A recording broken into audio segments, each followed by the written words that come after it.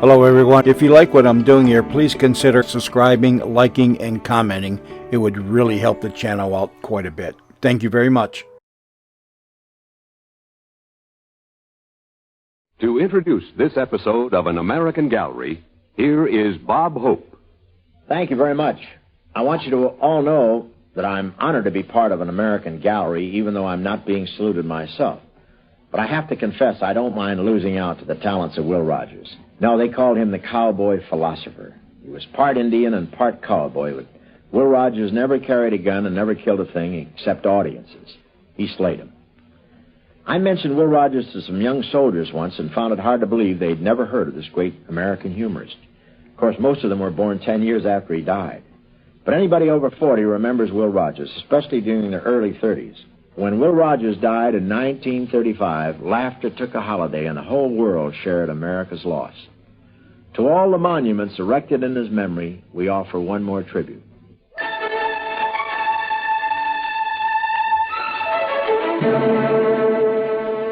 Will Rogers, cowboy, philosopher, humorist. Saluted this week on An American Gallery. Pat Buttram stars as Will Rogers in The Man Everybody Liked.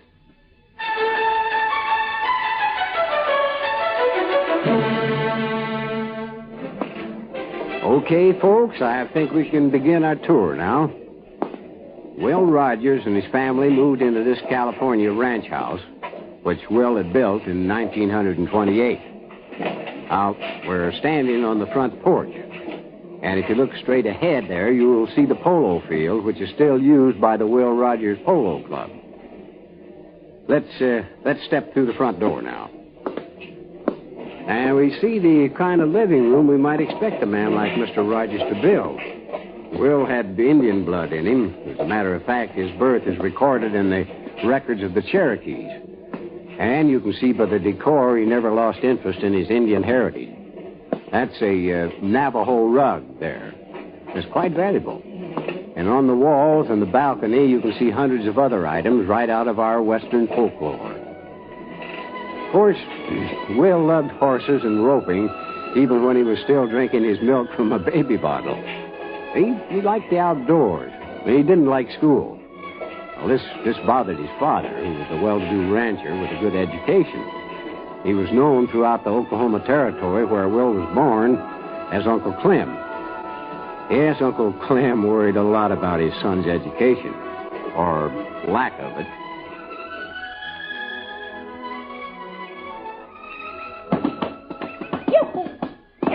Willie!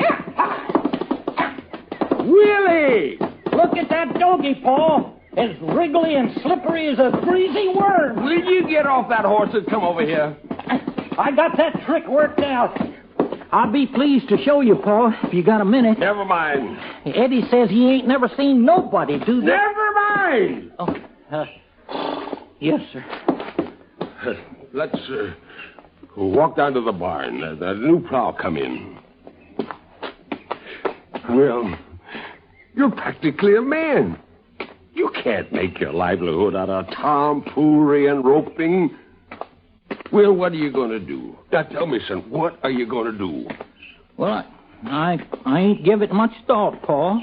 That's not what Dick Paris says. Dick, you talked to him? Now, come here, Willie. Yes, sir. You're my only son now, Willie. Don't you know what that means to man? I want something special for you, like your mother did. May her soul rest. You can't get it with the kind of grades I saw in that report card the school sent. Paul, about Dick Perry. Why did I have to hear it from him first, Willie? Well, I wasn't going to tell you. I was just going to leave and write you. I was afraid if I told you to your face, I'd get to feeling so mean about leaving Oklahoma I'd never go. Paul, I got me a wanderlust that just beats at my brain till I think I'm going to bust. But, Willie, Argentina? That's half a world away. I had to look on a map to remind me where it was. Well, there's opportunity down there, Paul. Lots of it for men that know cattle and riding. There's opportunity here in the territory where you were born. This is your home, Willie. Do you think for one little minute you're going to find anything like it in Argentina? Well, that's just it, Paul. I don't know. And I got to find out. The steel in that plow never would have made its mark on this earth if it had just stayed rooted in the same ground another million years. And I got the gall darndest feeling that I'm the same way.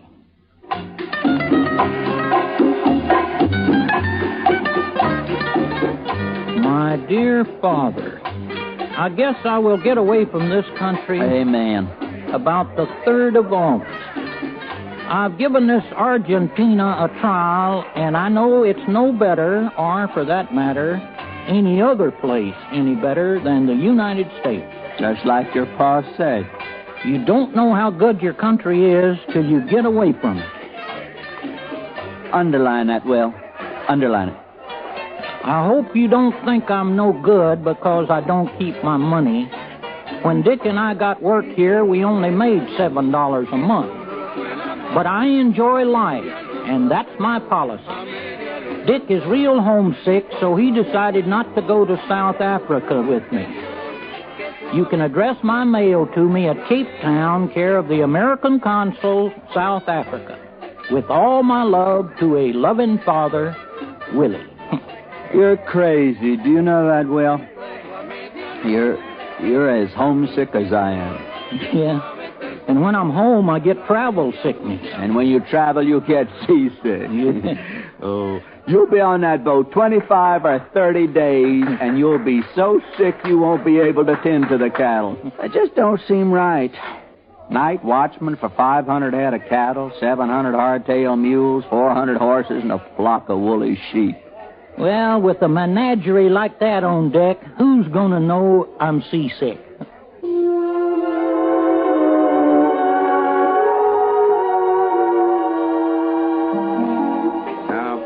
On this wall, there's a picture of Will and some of the other people who crossed the Atlantic on the Kelvin side. That was the name of the cattle boat. As it turned out, that trip made a big change in Will's life. And the chances are, I wouldn't be guiding folks like you through the Rogers Ranch here if Will hadn't made the crossing. Well, after he got there, Will was hired to lead mule drives. After one of the drives, Will ended up in Johannesburg. And he saw this sign that probably had him a whooping and a hollering. And the sign said, Texas Jack's Wild West Show. And an hour after he saw it, Will Rogers had started his career in show business.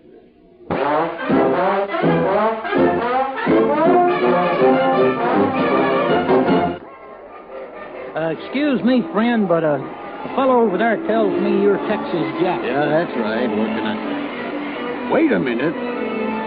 Say that again, partner. Well, I just said, friend, that... That's enough! Ha ha! You're an American. Yes, sir. Indian Territory, Oklahoma. I played that territory. You must have seen the show. No, sir, I'm afraid I didn't. Well, what's the matter, boy? Ain't your family got no culture? Huh? Well, no matter. From the looks of you, I reckon it's how you're looking for a job. Yeah, I guess poverty speaks in a pretty loud voice. Well, can you handle a rope? Some. Here. Catch.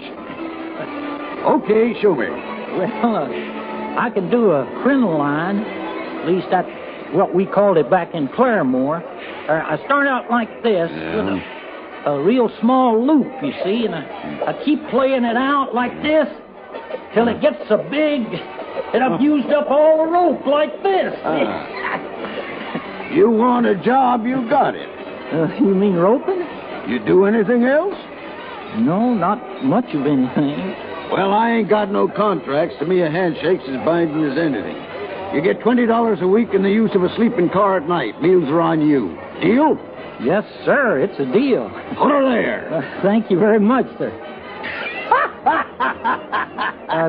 Is something wrong? You're good. I didn't get your name. Will Rogers. Well, you're good, Will. And now that you're working for me, I might as well tell you. I got a standing reward of 50 English pounds to anyone that can do the crinoline rope trick. Except, of course, if he comes to work for me. It's right on that sign out front. Paul always told me I ought to do more reading. All right, now listen. He's gonna figure a billing for you. You know, like Buffalo Will. No, that's kind of a cheater. I got it. The Cherokee Kid. Fancy lasso artist and rough rider. How you like it? Just fine. I'm going to tell you something, Cherokee Kid. You're good, but I'm better. I can outshoot Buffalo Bill, and I can outride any man in Texas. Now, when it comes to a rope, I am the best. Now, you stick with me, and I'll make you second best. Second best. Huh? How's that sound to you? Almost good enough. Almost. Get him, almost. All right. I'll make you second best. And it's up to you to make yourself number one.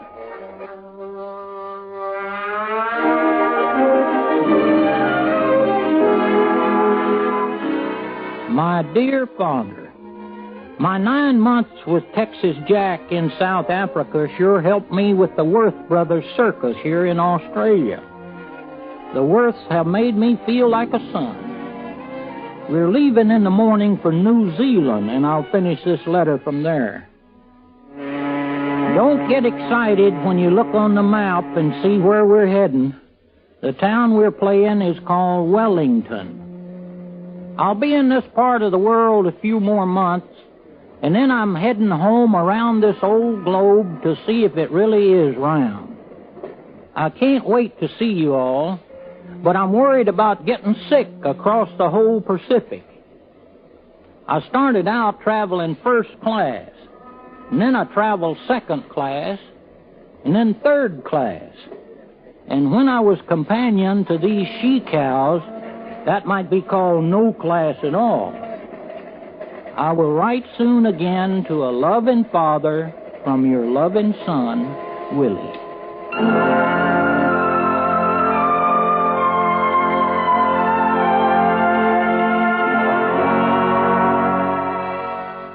You know, next to you, Paul, and you too, Betty, I think the thing I missed most moving around the world was this good old homemade chili.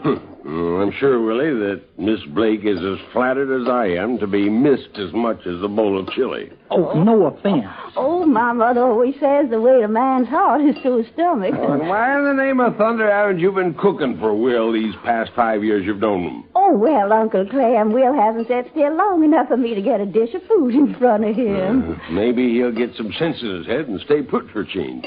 Well, Paul, I'm making $125 a week. What? Good heavens. That's downright indecent. Getting big money for saying the same things you got demerits for saying at school. Paul, people like to laugh. Laugh? You going to sit there and tell me they're laughing at your rope tricks? Oh, not exactly. Well, it was kind of an accident. I reckon folks don't hear country boys talk on the stage much. What? You talk? Oh, whatever could you say? Well, this actor thought if I explained the trick I was going to do before I done it, people would be more interested. So I went out and I said something like, folks, I'm going to call your attention to something in this act worth looking at. And that's to catch both horse and rider at one and the same time. If I'm lucky, and I'm not sure I'm going to be. And, well, I didn't think it was so funny either, but they laughed. Go on. Might as well hear all about my son's public disgracing of the family name. Well, you might think this is a little funny. Audiences did. You see, I kept missing these tricks. And they got my name on a sign sitting on the side of the stage there. Will Rogers. So I was chewing gum. That's something else I started doing. Folks seemed to like it. Anyway, after I kept missing the tricks, I took out my gum And I walked over to the sign and spread my gum over the W in Will. You see, I covered the W. Well, that left the word ill, Yeah. like in sick. That's right. I'd say sick is exactly right. Paul, now, Betty, you got to understand. I played Hammerstein's Victoria Theater, and that's the biggest vaudeville house in America. I'm sure it's some kind of house. Oh, Hey, Paul, that's pretty good. I mean, the apples don't fall far from the tree. Oh, huh? now, son, tell me you're joshing us. Tell me you're through with all this nonsense and coming home to run the ranch. Tell me you're going to cleanse yourself by doing an honest day's work and behaving like an American. Paul, you're just making one of your political speeches. Nobody ever laughed at him either. Now, give me an answer, Willie. Well, Paul, I'm pretty good at jokes, but awful bad at answers. well, perhaps, mind you, I said perhaps, if you told us something that would make us laugh, we'd understand better. Will, for me, please, try to make us understand. Well, one time, now this got a real big laugh. I was supposed to jump inside the loop of my rope, and I completely missed. No, they didn't laugh then. It was when I said, well, I got all my feet through but two, and that's when they laughed. And then I said, I only got jokes for one miss. Looks like I either got to practice up and be a better roper or learn more jokes.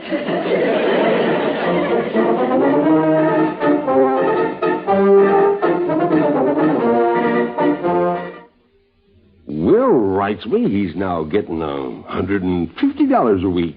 Just doesn't seem right.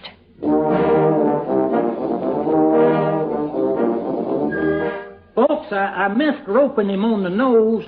Let's see if I can't throw one on his tail. Missed again. This rope might hang on if somebody's got some glue they could lend me.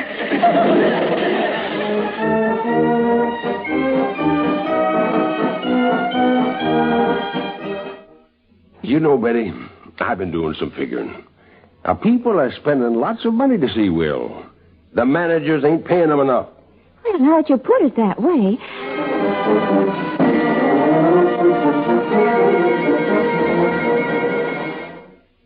I'll get this trick yet, folks. I ain't giving up because there's still hope. I suppose if there was a little better roping and a lot less hoping, we'd get out of here earlier tonight.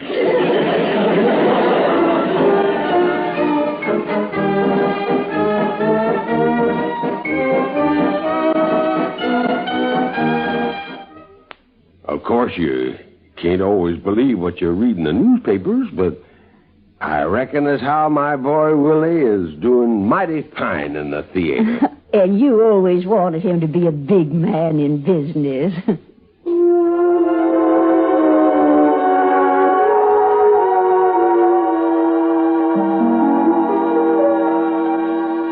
Right over here, folks, is a painting of Betty Blake. She became Mrs. Will Rogers the day before Thanksgiving in 1908. 3 years later, Will Rogers Jr. was born, and the following week, Will's father, Uncle Clem, passed on. You know, Rogers had 2 more children during the next few years, Mary and James. And, of course, all this time, Will was getting more and more popular. He went from vaudeville to Broadway plays. But in those years, you weren't really at the top unless you worked for the man who gave Will this picture window right over here, Clarence Ziegfeld. Yeah, in those days, the Ziegfeld Follies were the biggest thing in show business. But Mr. Ziegfeld and Will didn't hit it off at first. And Will had to prove himself before he ever got on the main stage.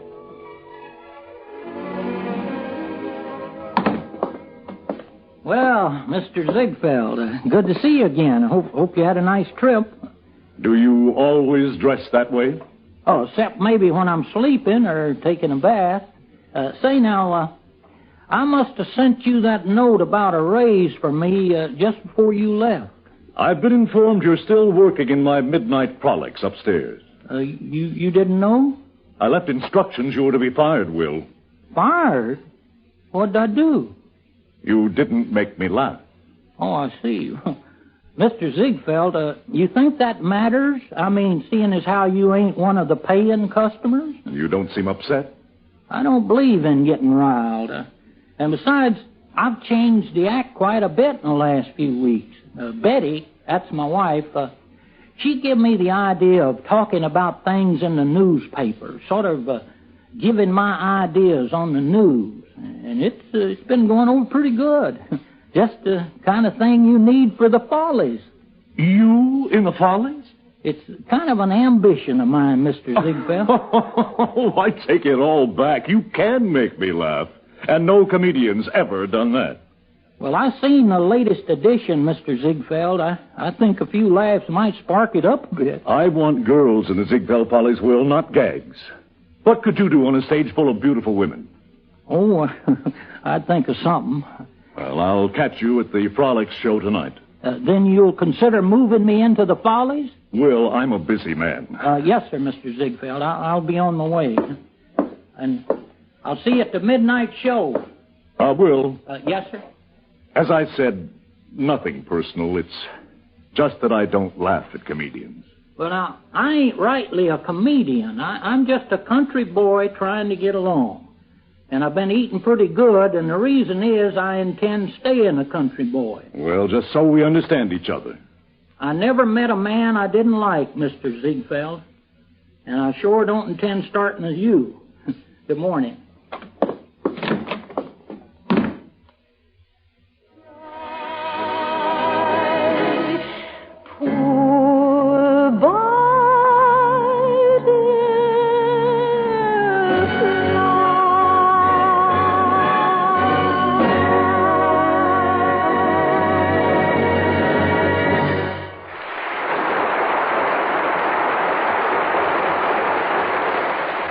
Ladies and gentlemen, the newest star of the Ziegfeld Follies. And the ugliest.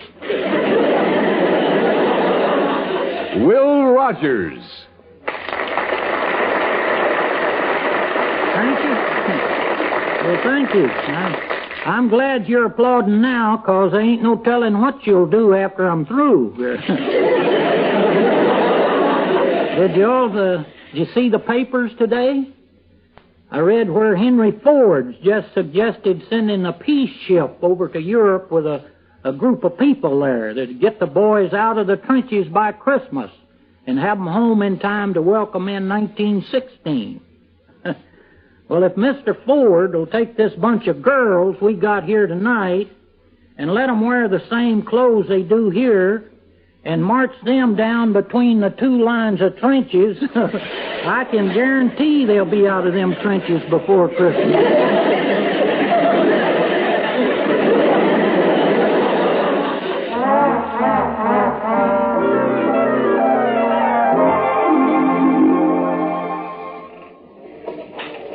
Will Rogers once said that the three biggest things that ever happened to him as far as his career was concerned were when he joined Texas Jack's Wild West show over in South Africa, the first time he talked on a stage, and when he joined the Ziegfeld Follies. Of course, you all know how Will went on to acting in the movies, doing a radio show, and writing a newspaper column. And he enjoyed all of it, because he enjoyed people. And Will never lost the wanderlust. Right after he finished his last movie, Steamboat Round the Bend, he really got itching to travel again.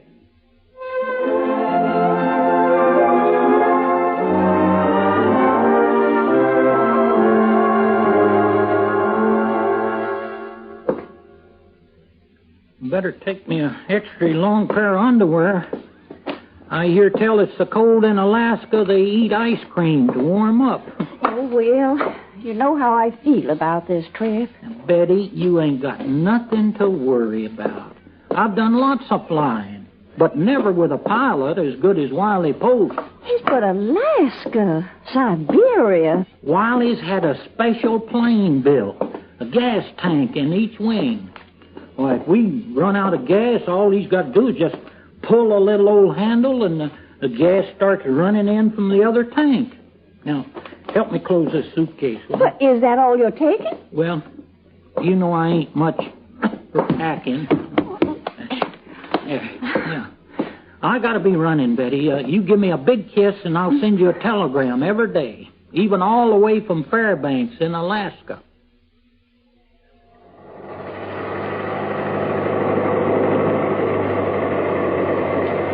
You sure about this, Will? I just sit and look at the scenery. You do all the work, Wiley. Weather report said the fog is impossible. Well, what do you think? I think we can do it. Wiley, if it's okay with you, it's okay with me. Then we're off.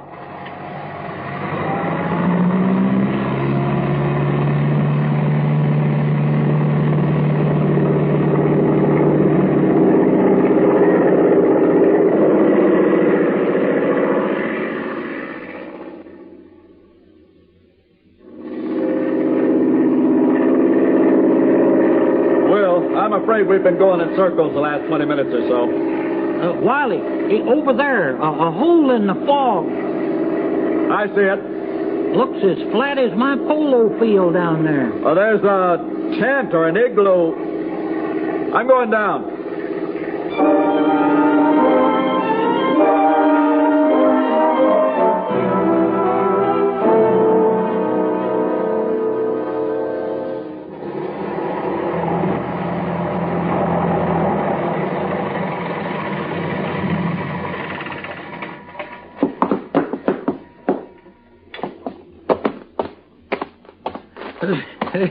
You think this is what Greta Garbo had in mind when she says, I want to be alone? We're not alone. Well, what do you know? Hello. You speak English? Speak little. Teacher, Sunday school teach. Well, we're trying to get to Barrow. Barrow. You know Barrow? 16 miles. Maybe not so much fly plane. Thank you. Say, what you fishing for there? Fish for seals. Well, have a good catch. Nice to meet you. You come back with good. If we do, I'll bring you a recipe for chili. So long.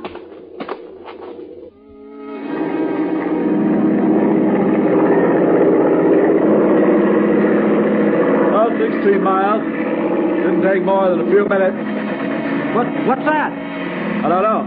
You got gas? Should have. The other tank. It's on. No good, Will. It's no good. Tail's dropping. We're gonna hit. We're gonna hit.